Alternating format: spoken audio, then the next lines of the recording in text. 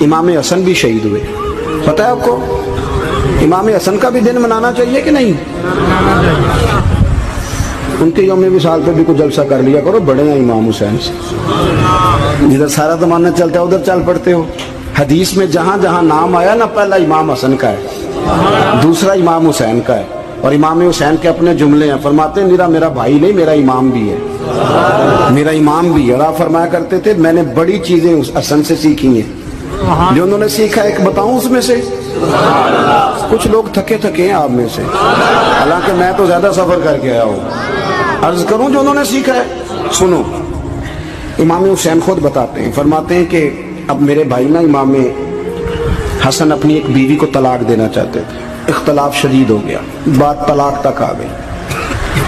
مجھے پتہ چلا تو میں پہنچا. میں نے کہا بھائی جان کیا اختلاف ہے بھابھی سے؟ سنا طلاق دینے لگے. فرمایا ہاں طلاق دے دوں گا. چلی گئی ہے میکے. فرمایا بتائیں غلطی کیا، کیوں دے رہے ہیں؟ تو امام حسن فرمانے لگے حسین آپ نے قرآن نہیں پڑھا؟ میں نے کہا جی پڑھا ہے، بتائیں.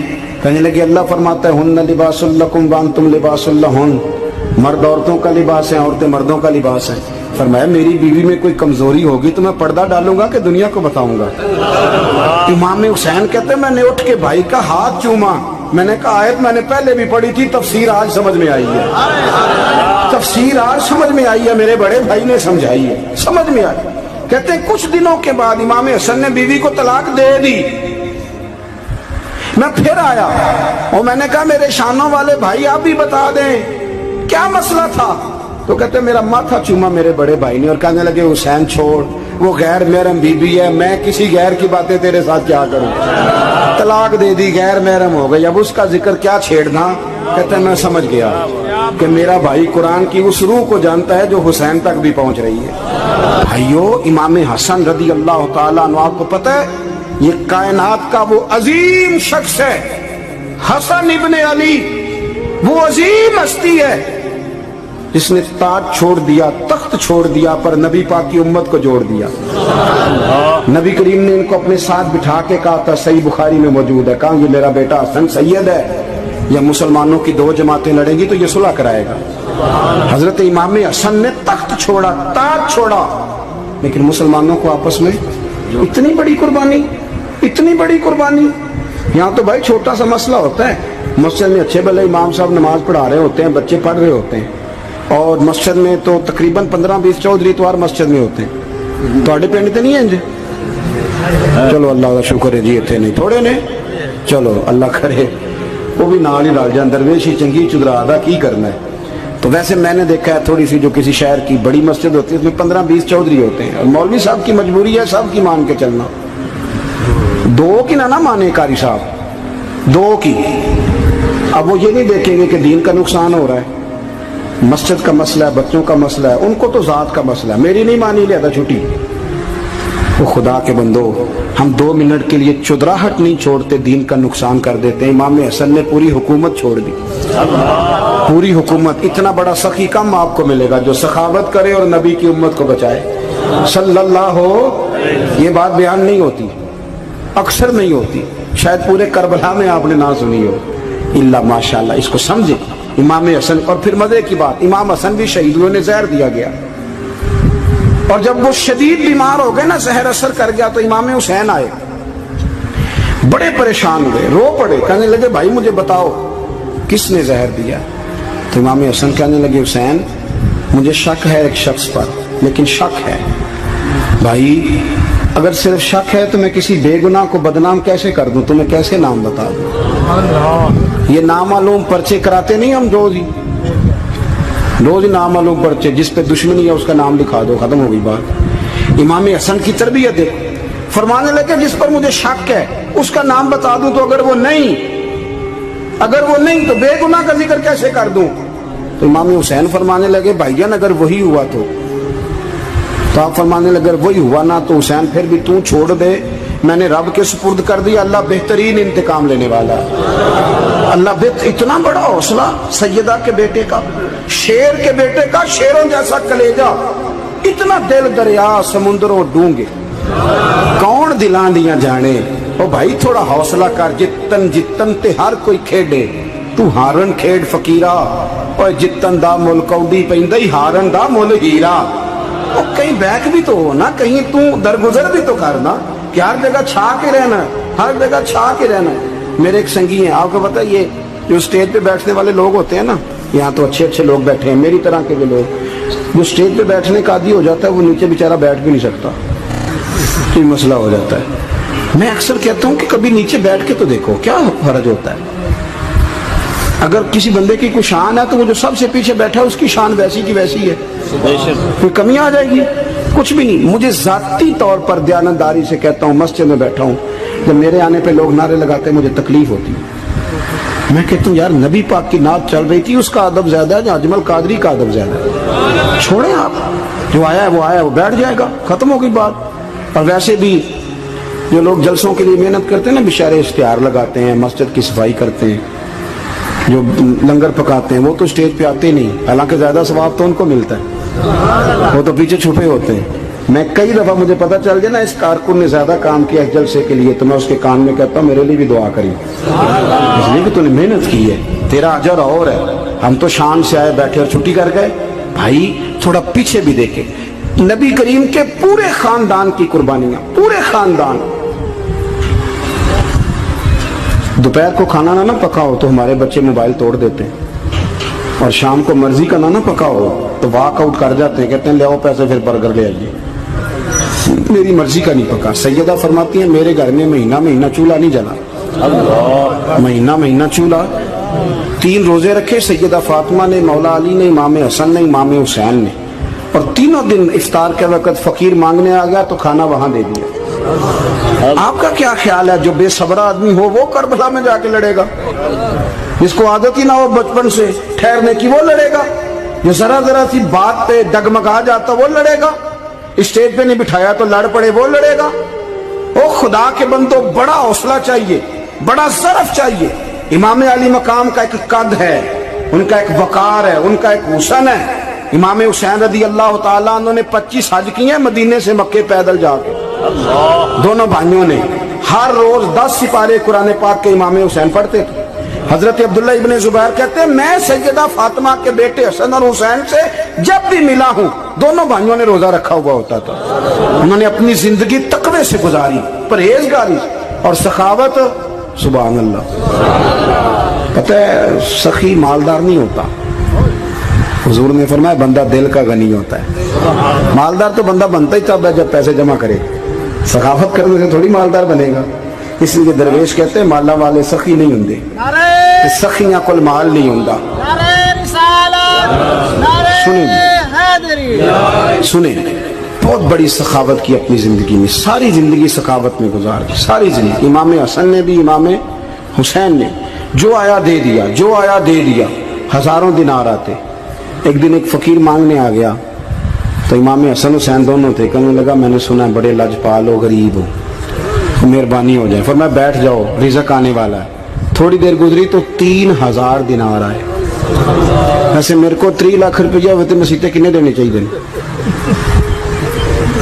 میں اپنا پہ پوچھنا, تو پوچھیا ہی نہیں, میں مشورہ پہ لینا. 3 لاکھ جو میرے کو ہوتے مسیطے کنے دینے چاہیے؟ تسی ظاہر ہے ان کو دیانتداری والا مشورہ ہی دینا ہے نا, جو نہیں کرنا جو ہی دسنا دینا. کتنا 1000 ہیں؟ میں کبھی کبھی پیار سے بات سناتا ہوں. ایک سنگی میرے پاس آیا, کہنے لگا سب دعا کرو اللہ میں پیسے دے, میں وہ راج دیاں گا. میں کہ یا اللہ نے 10 کروڑ دے, 9.5 کروڑ تیرے راج دے چھڑے گا. وہ بھی ہسی آئی ہے جی میں تسی ہسے ہو نا. آمین نہیں سوا کی, یا چپ کر گیا یا کورن لگ گیا. اور میں کہ کرما لیا آمین تے آگ, تینوں تے 50 لاکھ پھر بھی پیا بچدا سی. لیکن اسی دعاواں وچ بھی 9.5 کروڑ دین لئی تیار, ناراض نہ ہونا, دعاواں وچ بھی تیار نہیں, مزاج ہی نہیں, طبیعت ہی نہیں. سیدہ فاطمہ الزہرا کے پاس 40 اونٹ کھڑے تھے. ایک بی بی آئی, وہ کہنے لگی اماں جی یہ جو اونٹ کھڑے ہیں یہ میرے ہیں, اب بتائیں میں اللہ کے رستے میں دوں تو کتنے دوں؟ سیدہ فاطمہ کہنے لگی 1 بکری دے دے. تو کہنے لگی حضور اگر آپ کے پاس 40 ہوتے تو آپ کتنے دیتی؟ سیدہ فرمانے لگی میں سارے کے سارے دے دیتی. تیرے لیے مسئلہ اور ہے, میرے لیے فتویٰ اور ہے, سارے دے دے. 3000 دینار آئے. امام حسن اور حسین کے پاس فقیر بیٹھا ہے. فقیر کہتا ہے میرے دل میں خیال تھا کہ 5-10 دے دیں تو میری موت بن جائے گی, پر مجھے نہیں پتا تھا کہ اتنے سخی گھرانے کے پاس آیا ہوں. 5-10 دے دیں تو موت بن گئی. کہتے امام حسن نے 3000 دینار میری ہتھیلی پہ رکھے اور میرا ماتھا چوم کے کہنے لگے یار میرا تو خیال تھا کہ تیرے انتظار پر تجھے کچھ ملے گا، پر یہ رکھ لے، مجھے پتا ہوتا کہ تجھے اتنا ملنا ہے تو میں تجھے انتظار نہ کراتا۔ جلدی دے، خود بھیک دے، خود ہی کہے منگتے کا بھلا ہو۔ اپنی زندگی نفاست سے گزاری اہل بیت، قربانی دے کے گزاری۔ مولا علی شیر خدا نے اپنی زندگی ساری 9 سال کی عمر تھی جب کلمہ پڑھا تھا، 9 سال حضور نے سب گھر والوں کی دعوت پکائی، اور جب سب لوگ آ گئے سارے خاندان والے، تو فرمایا میں اللہ کا نبی ہوں، کون کون میری مدد کرے گا؟ آپ کو پتا ہے نا کہ جب مشکل وقت آتا ہے نا، یہ تو تب پتہ چلتا ہے نا ساتھ کون چلتا ہے۔ امیر آدمی ہو نا جس کے پاس 10 کروڑ روپیہ ہو اور وہ اپنے مکان کا تیسرا لینٹر ڈالنے لگے نا، تیسرا، تو سارے بڑے بڑے لوگ آ کے پوچھتے ہیں چودھری صاحب کوئی ضرورت ہوئی تو بتانا، پیسے پوچھے۔ تو غریب آدمی کی چھت گر جائے تو اسے کوئی بھی نہیں پوچھتا، بلکہ جن سے تعلق ہوتا ہے وہ بھی موبائل بند کر لیتے ہیں، وہ کہتے ہیں اس نے واپس کیسے کر دیں۔ حضرت مولا علی اس زمانے میں جب سام سونگ گیا سب کو، حضور نے فرمایا کون کون میرے ساتھ چلے گا؟ روٹی بھی کھا لی، گھر بھی آ گئے، صادق اور امین بھی کہہ دیا، جب کا چلے گا کون کون؟ چپ کر گئے۔ تو حضرت علی کہتے جب میں نے حضور کے چہرے پر ذرا پریشانی دیکھی نا، یہ چلتے کیوں نہیں؟ تو آپ فرماتے ہیں کہ ابھی میں کھجور کھا رہا تھا، کرتا لمبا پہنا ہوا تھا، سب سے پیچھے بیٹھا تھا، اور حضرت علی کا قد بھی درمیانہ تھا۔ آپ فرماتے ہیں میں اٹھا اور کھجور ابھی میرے منہ میں تھی، جھٹ پٹ میں نے اسی طرح نکال کے جیب میں ڈال دی، اور میں پنجوں کے بل کھڑا ہو گیا، دونوں بازو کھڑے کر کے کہا حضور یہ نہیں بولتے تو نہ بولے، انا ناصرو کا یا رسول اللہ، انا حافظو کا یا رسول اللہ۔ حضور آپ جہاں جہاں کہیں گے علی آپ کا مددگار بنے گا، دین کی مدد کرے گا، اور اگر آپ تک کوئی آئے گا تو علی آپ کی حفاظت کرے گا۔ 9 سال کی عمر میں چلے علی دین کی نوکری کے لیے، پھر بدر میں بھی پہلی صف میں، احد میں بھی پہلی صف میں، خندق میں بھی پہلی صف میں۔ ایک جنگ میں حضور نے کہا علی تو رہ جا، اس دفعہ رہ جا، تو عرض کی رو پڑے حضرت علی، دلیر آدمی تھے، رو پڑے، کہنے لگے حضور آپ مجھے بچوں اور عورتوں کے پاس چھوڑ کے جا رہے ہیں؟ حضور مجھے لے چلے، میں میدان کا زندگی ساری گزار دی، ساری زندگی گزار دی، اپنے زمانے میں آپس کا اختلاف بھی دیکھا، ساری زندگی شیر خدا نے دین کو دے دی۔ کوفے کی جامع مسجد میں 21 رمضان کو جب حضرت علی کو خنجر لگا نا، تو تاریخ میں جملہ محفوظ ہے، خنجر لگا نا جب، وہ 9 سال کی عمر میں یاری لگائی، 63 سال عمر ہو گئی، جب خنجر لگا تو کہنے لگے فزت برب الکعبہ، مجھے رب کعبہ کی قسم آج کامیاب ہو گیا ہوں، پانی پرن سہیلیاں تے رنگا رنگ کڑے، اسی پریا اس دا جانیے جس دا توڑ چڑھے۔ کہا دیکھو بھائی میں آج کامیاب ہو گیا، میں کامیاب ہو گیا، وہ جو میں نے کہا تھا حضور میں ساتھ رہوں گا، تے لے سجنا سا توڑ نبھائی، جان دیتی راہ تیرے، دے دیا، ہر چیز دین کو دے دی۔ کون سی پراپرٹی چھوڑ کے گئے پیچھے؟ کون سا نظام بنا کے گئے؟ حضرت امام حسین رضی اللہ تعالیٰ عنہ، یہ حضور کی اولاد پاک ہیں، پیروں کو نہ تھوڑی مٹی لگ گئی، عمر جوانی کی تھی، داڑھی مبارک ساری سیاہ تھی، کالی تھی۔ حضرت ابو ہریرہ ان سے سالوں بڑے تھے، امیر المومنین فی الحدیث۔ حضرت ابو ہریرہ نے دیکھا کہ امام حسین کے مقدس قدموں کو مٹی لگ گئی۔ کسی سے بھی کہا جا سکتا تھا ذرا امام صاحب کی توجہ کرانا، یہ ذرا مٹی اتار دینا، لیکن حضرت ابو ہریرہ جھٹ سے اٹھے، اپنی پگڑی کھولی، اس کا پلو لیا اور حضرت امام حسین کے پیروں سے مٹی صاف کرنی شروع کر دی۔ کیوں کہ اہل فضل ہی کسی کی فضیلت کو جان سکتا، عزت والا ہی کسی کو عزت دیتا، جس کے پاس وقار ہو۔ او میرے سنگیو، لوگوں کی باتوں میں نہ آنا، یہ تمہیں الجھا دیں گے، یہ تمہیں تفریق میں ڈال دیں گے، یہ انتشار برپا کریں گے۔ یہ وہ حسین جماعت ہے جو حضور کے سامنے بیٹھا کرتی تھی۔ ان سے پیار کرنا، ان سے محبت کرنا۔ آپ کبھی ترمذی کی ایک حدیث پڑھیں تو مر جانے کو جی کرتا ہے۔